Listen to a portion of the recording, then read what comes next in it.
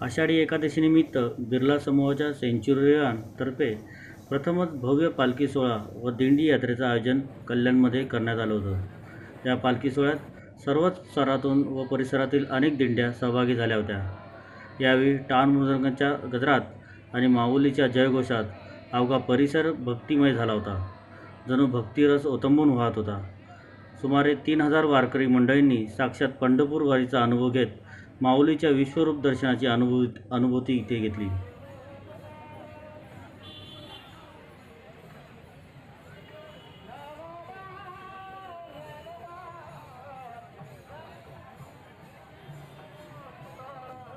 Century महिला प्रगतीच्या अध्यक्षा श्रीमती संतोष चितलांगे यांच्या शुभ हस्ते पालखीचे धार्मिक विधिवत पूजन करण्यात आले।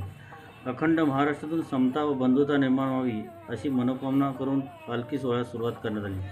ही पालखी व दिंडी बिर्ला कॉलेजवरून मुरबाड रोड मार्गे शहाड येथील प्रति पंढरपूर समजले जाणारे विठ्ठल मंदिर अर्थात बिर्ला मंदिर इथे विसावण्यात आली। या पालखी सोहळ्याच्या दरम्यान वृक्षारोपण आणि स्वच्छतेचा संदेश यावेळी देण्यात आला।